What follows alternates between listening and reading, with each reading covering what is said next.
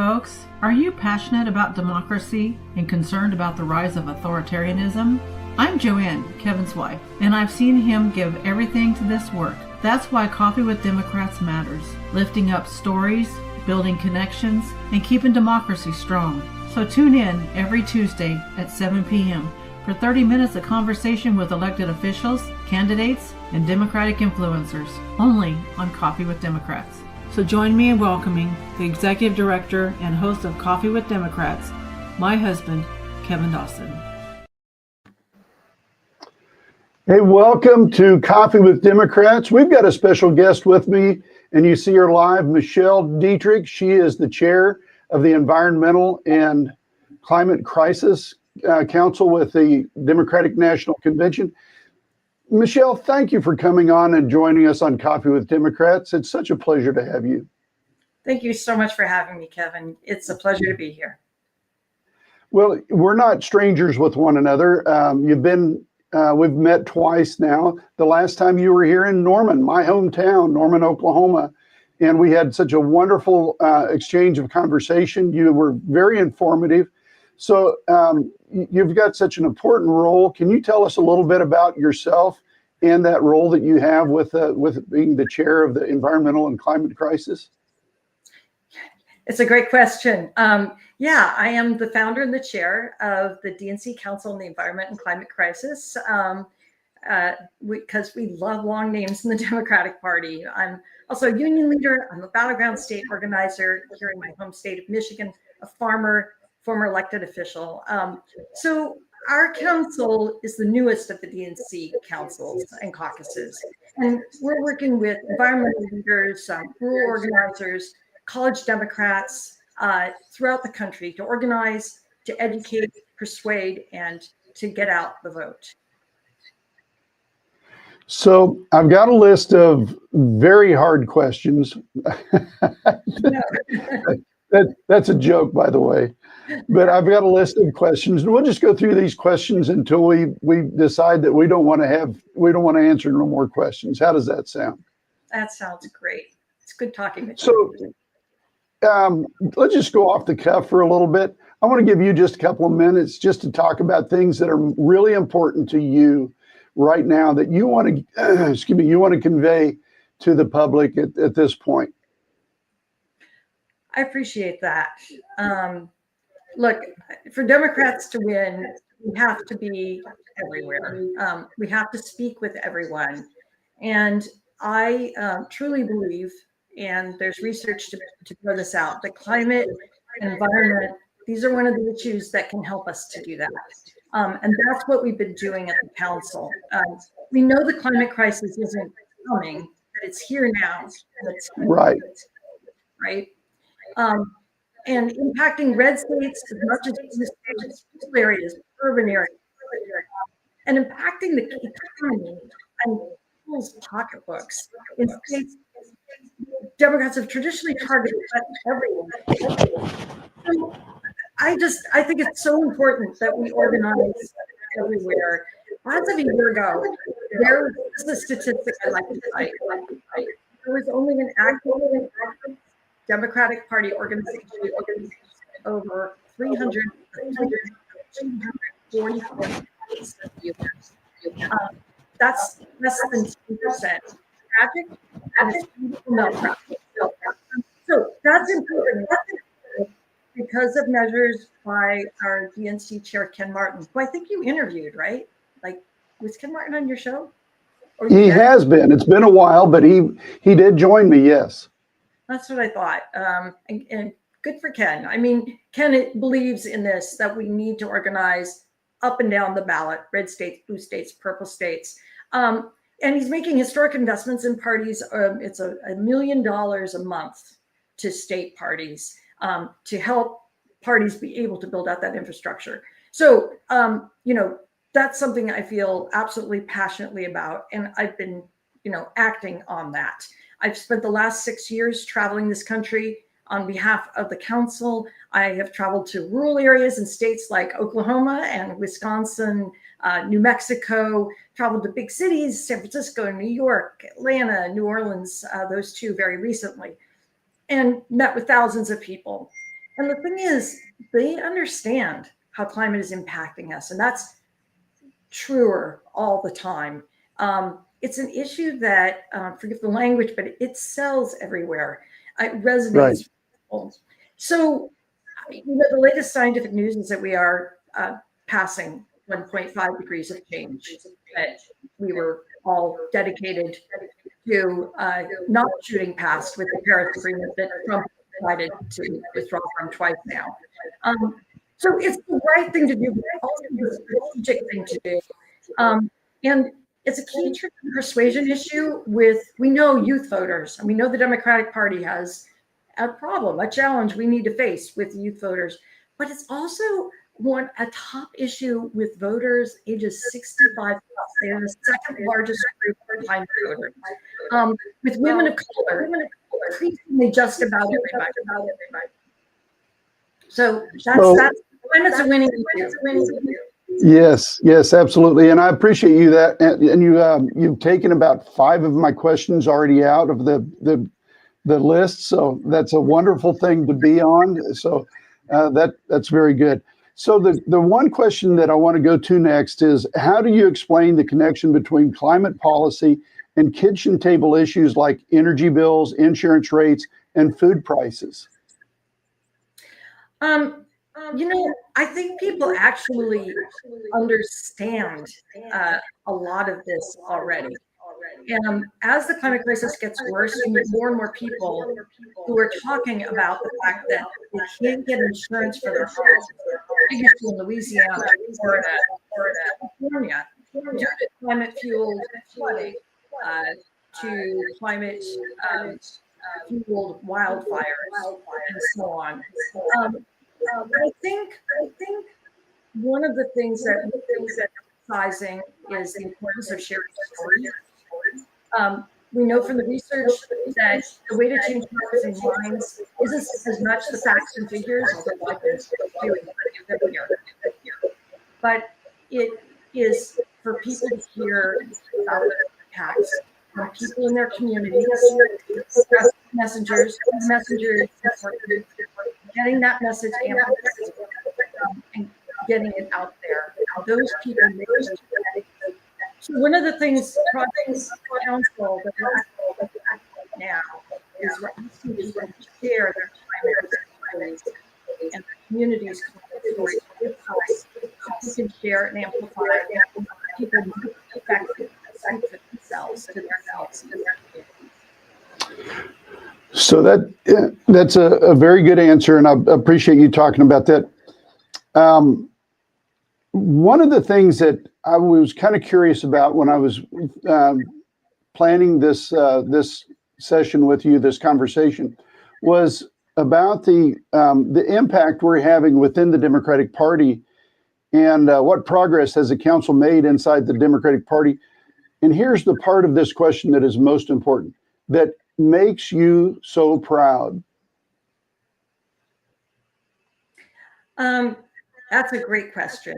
So I can look back and say that when the council was founded, there hadn't really been a centering of climate in many important National Democratic Party forums, not in the presidential debates, not at the Democratic Party convention, and not in the Democratic Party platform.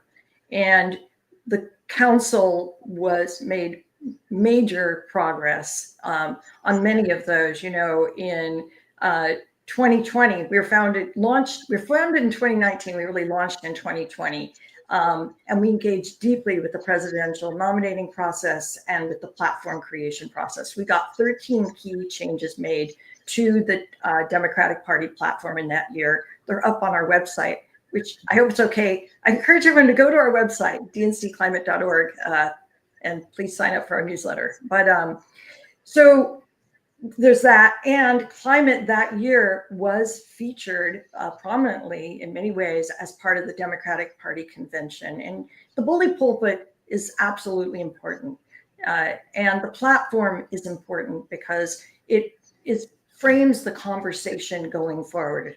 So, in many ways, other ways it's important. So, and the part of the platform I'm really proud of stuff there, and other people helped advocate for this too, McCarthy among them, but was the Democratic Party committed to the U.S. advocating, or the U.S. should do its fair share of emissions reduction. That is, we have historically contributed much more than any other country. And so we should be reducing our emissions to reflect that. That's a key core issue. More recently, we've committed to ending fossil fuel subsidies as a party. And, the estimates vary, but 35 to 85 billion a year of subsidizing the companies that are, making our air and water filthy. That should be a bipartisan issue, but it's something we really need to fight on. So proudest, I think, of those things, but also if I can brag a little about the Democratic Environmental Network, which is our network of state and local Democratic Party organizations. We've built that out to be in 24 states, plus a couple of national organizations, over 50 local organizations, county, city, regional, all working together to center climate policy in the Democratic Party and to do good in their own communities. So I'm honored to get to lead. So we're getting some positive feedback online. We've got some questions that are coming in online, and I'm so excited about seeing these questions. They were talking there. I was getting some feedback from people because I was getting feedback on my microphone that I need to turn my microphone down and mute it, so that may be the reason why we're having a little modulation issue that's going on. I want to thank the folks for again helping us along this way, because this journey for having this discussion with you sometimes is a trial by fire, because technology is always a challenge. When it works great, it's wonderful, but whenever it doesn't work absolutely perfect, we sometimes struggle. But we're pushing through this one, and you're being such a champ, and I appreciate you so much for sticking with us on this. One of the questions that was asked is about the UN. About the United Nations, and have you had any contact, or have you worked with the United Nations about the climate crisis? Is there any connection between the Democratic Party and the United Nations in making this work and getting the word out and spreading the message? Great question. There are leaders of state Democratic Party environmental organizations who have consistently attended the big United Nations Conference of Parties. COP has nothing to do with the police, it's an annual event. It's going on right now. It's in Brazil. And they have, we've got our chair of Florida and our Democrats abroad and other representatives of our Democratic Environmental Network do attend, broadcast, interact with folks there. I hope to go next year. This year I was planning to attend, and then the Georgia Public Service Commission races came along, and now the Tennessee election, special election, and CD7, Congressional District 7. I made a decision that this is where I could have the biggest impact now. But there is a big hole to fill, because Trump, the US table is basically empty. Trump made a decision not to send top level representatives at all. And so I think I'm glad that some of our congressional representatives are there. And I think the council should be there next year. So I have 3 questions that are oriented more towards Oklahoma in particular. You're not a stranger to Oklahoma, but I don't expect for you to be an expert on Oklahoma either.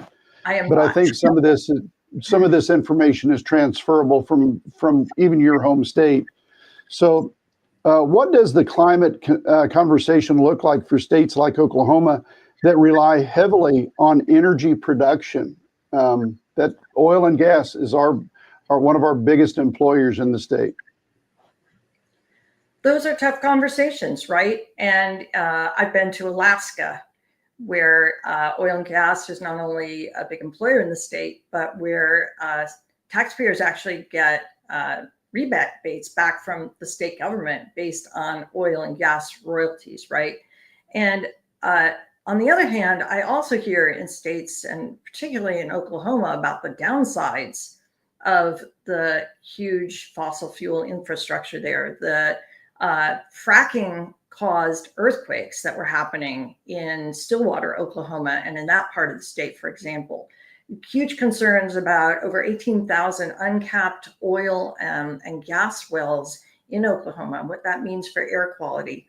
And increasingly, I'm hearing about people really understanding and welcoming a transition, not an abrupt end to fossil fuels and their infrastructure, but a transition to wind and solar, which create lots and lots of jobs to begin with, because all new construction, but also provide cheaper energy for ratepayers. And that goes back to a question you asked a little bit earlier. It's like renewable energy is less expensive.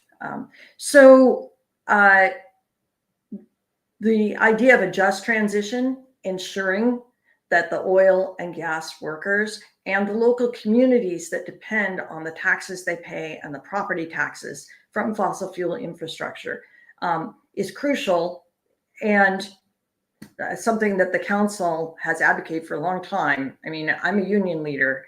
I get it. Union jobs are good jobs. And a lot of these are union jobs, and all jobs are important to people in their communities. So, and one of the tragedies of losing the presidency and having what we have in the White House now is that the President Biden's bipartisan infrastructure bill was in fact supporting that transition and supporting the growth of the renewable energy future. So that's an important point, and I'm glad you made that. I'm going to transition from Oklahoma just for a second, because we have viewers from all over the nation, and right now we have a viewer from Wisconsin who I think wants to have you explain just a little bit more about the solar energy. So I'm going to read, that's kind of a long question here, so bear with me. This is Rebecca from Wisconsin.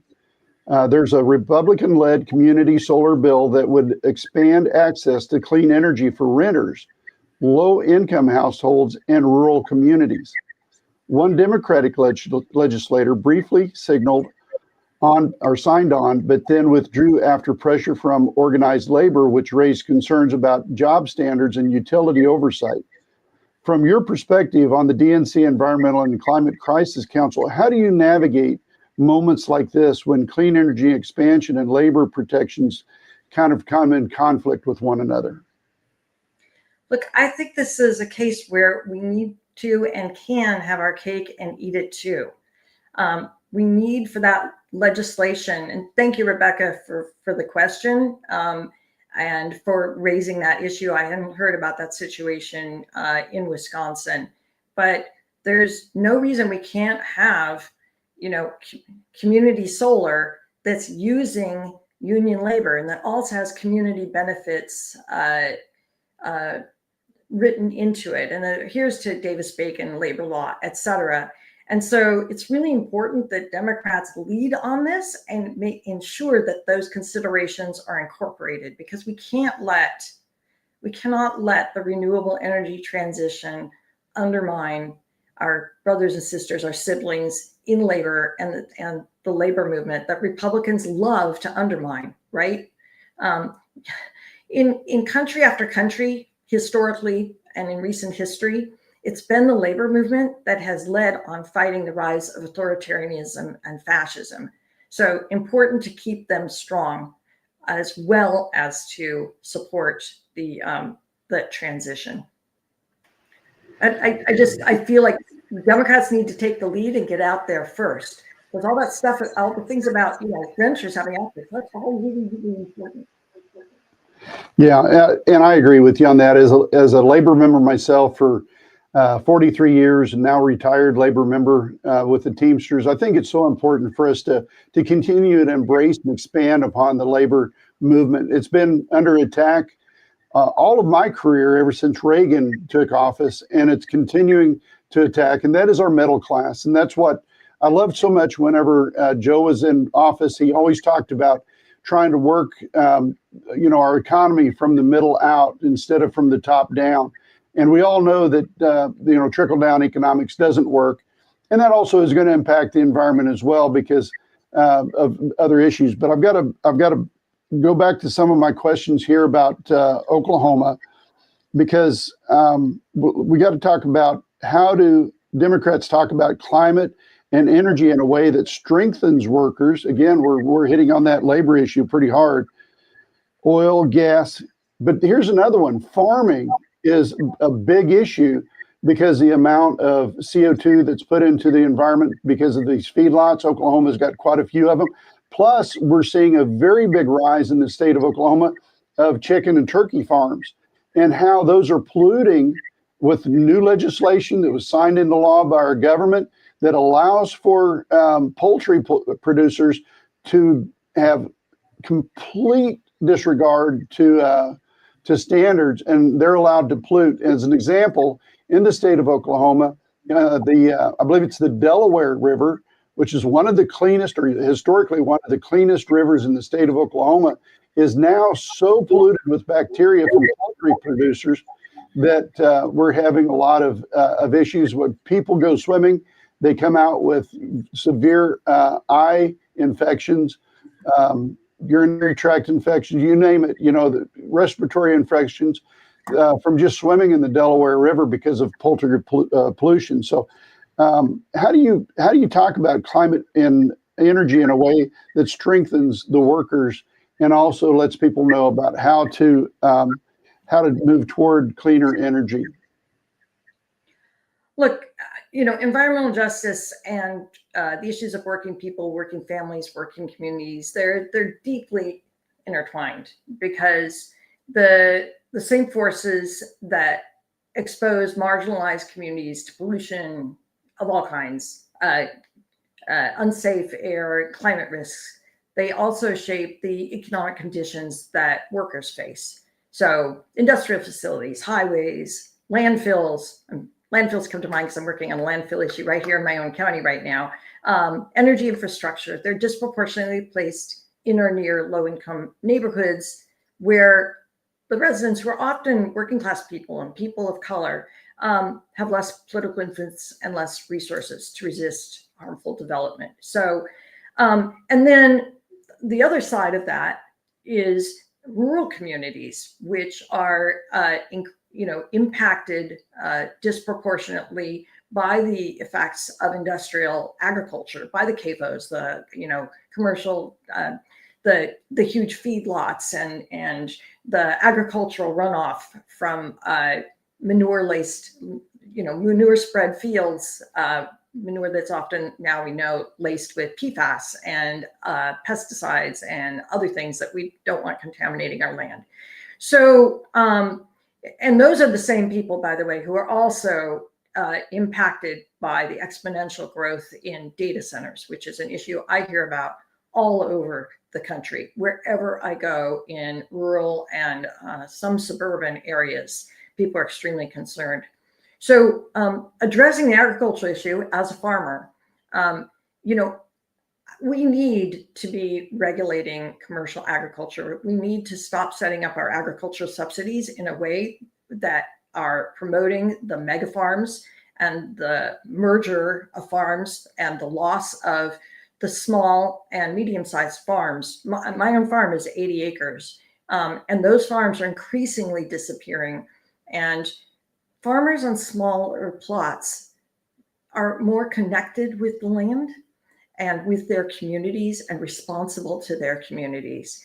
So the subsidies and this has gotten much, much worse under Trump, and the policies that the Biden administration's USDA put in place that were helping small farms, medium-sized farms, new farmers, because the average age of farmers is something like late 50s, early 60s. Those are, of course, being slashed. So, I would say regulation and guardrails, which are also guardrails for us having healthy food and for healthy land, and promoting more small farms, medium farms, watch our subsidies. The third issue you brought up, because that was it's complicated, but was agricultural contributions to emissions. And I believe it's like between a quarter and a third of our emissions are actually from agriculture. And we don't have all the answers to this yet, but we have some of them. And there is agriculture that's much more regenerative, much more sustainable, that involves much reduced emissions. Once again, we need to elect Democrats, because, the Biden administration was putting money into research into how to make agriculture more sustainable. And it was also funding conservation measures that helped to increase the amount of carbon sequestration in the soil. That's all gone.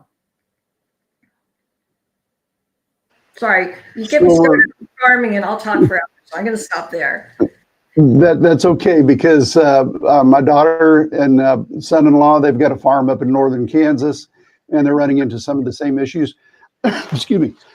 I thought for the last few minutes here, we can maybe change subjects and just talk in general terms, because you're an organizer. You go all over the United States and you help organize Democratic parties in all states at different levels. And I'm just kind of curious about your perspective about today's activity with the Epstein scandal that's going on and the vote that took place. And what I see is a continued assault on women by the Republican Party that I think most people in the United States are really starting to see this taking place and taking hold. They're not ignoring it like they did in 2016 or in 2020. I think we got our bellies full of all the nonsense back, in the first term, and people are quicker to recognize that assault even now. So again, that's just my opinion from what I've been reading. But what do you think about, the situation that took place today and how that relates to the woman voter? I think it's about time that women and girls, children, are being believed and that this is being acted on. I think that, yes, action is happening. And the fact that it took so long for so many Republicans to act and do the right thing says a lot that is terrible about the cult of personality of Trump and about the deeply misplaced loyalty to, to MAGAism and fascism, and to the operation of fear-based voting and fear-based actions within the Republican Party. So while I am, glad that vote happened and that it was so resounding, it just has taken so long. Those victims deserved for this to happen, long time ago. So, yeah. And meanwhile, the Republicans are still, against reproductive justice and reproductive choice. We know that. I mean, I've just back from Louisiana and Oklahoma, where I talk to women who are saying, how can I raise my daughter in this state because of the lack of choice and support for reproductive health? So long way to go, but a start. I agree with you. And that was kind of one of those spot questions. We're running out of time, but I have one more question to ask if you have time to take this one last question.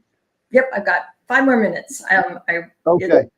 So in 5 minutes, can we talk a little bit about the data centers? We've got a data center that is being built by Google up in Stillwater, the data center that's being built over in Muskogee.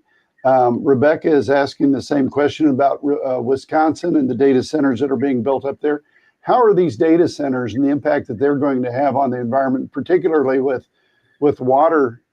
It doesn't appear that it appears that water is going in, but no water is coming back out. There is no recirculation. There is no cooling systems. I don't know. I don't understand them. I haven't done any studying on them. What is your thoughts and what's your knowledge about the data centers and how that's going to impact the environment? It's going to be terrible. And it already is, in states like Virginia, which is ground zero for data center build outs. They use huge amounts of water. And when the water does come out, and the reason they need the water is to cool and keep the equipment cool so that it doesn't malfunction. And when the water does come out, it is contaminated with PFAS and with other chemicals. I'll come back to the water issue in a minute. They use huge amounts of electricity, and and they're getting bigger and bigger. There's one proposed for Indiana that will use as much energy as 2 medium-sized cities.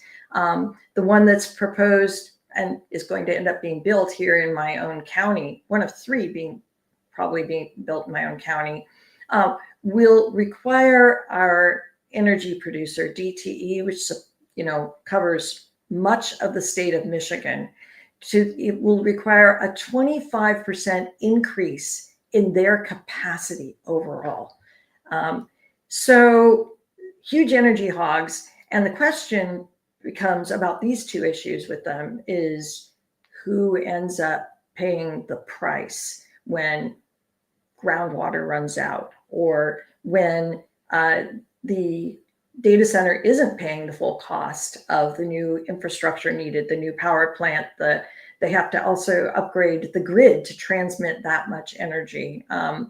When the power goes out and the diesel generators used for backup electricity are polluting the air and contributing to emissions and climate change. In Virginia, energy prices have gone up a lot.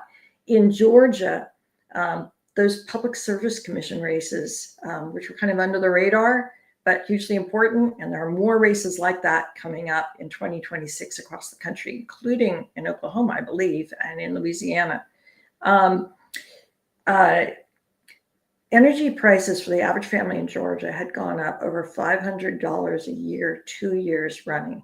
And it wasn't all data centers. There were legacy costs of a nuclear plant that the ratepayers ended up paying for because it went way over cost. But that's indicative of what happens with the data going forward with the data centers. So there's who pays for the infrastructure, and why is it ratepayers, you and I, working families that are already struggling with increasing prices and housing, a lack of housing and housing affordability, and colleges with the college, student debt skyrocketing. Why are we footing the bill so that Google and Meta and Oracle can pay their CEOs more billions and increase the disparity between the 0.001% and all of the rest of us? There's other issues, noise, and the contribution to climate change. And there are huge claims made about how many jobs these facilities generate. And they do generate, like any construction job, including solar, geothermal. I haven't talked about geothermal and wind. They do generate, jobs, absolutely. But the one example, in my state on the west side, there was a data center that's been built out, and it was promised there'd be 1,000 permanent jobs. There are 42 jobs, and that's if you count the people who come once a month to do inspections. So there's a lot of promises made and promises broken to communities. I urge Democratic Party leaders to get on the right side of this issue. Yes, some of them are going to get built. And yes, we probably do need some of this data. Whether we need all of this and what we need is an open question, but there have to be really good guardrails up and enforcement mechanisms. Another of my hobby horses, Kevin. I've been working people all over the country. Well, I appreciate you and appreciate that candidness. So if you'll bear with me just a minute, I'm going to close this down, and then we'll have a post follow-up offline as soon as we get off here. But I want to just remind everybody that next Tuesday on Coffee with Democrats, we're going to have Nick Coffey, who is running for Attorney General for the state of Oklahoma. He's the only Democrat who's run for Attorney General since 2018. And he's somebody who comes from the Department of Justice. He's a very important person. He's going to be here in the studio with us here in Cleveland County Democratic office next Tuesday. And so please spread the word. And if you're in the Norman area and you want to come in, and he's going to have a meet and greet from 6 to 7. And then from 7 to 7:30, we're going to do Coffee with Democrats. So it's going to be an important day, and it's one that I'm really looking forward to and very excited for. So folks, thank you for joining us. And Michelle, thank you very much for coming on Coffee with Democrats. I appreciate you very much. And folks, until the next time, next week, 7 p.m. on Tuesday, please be safe. And thank you for joining today.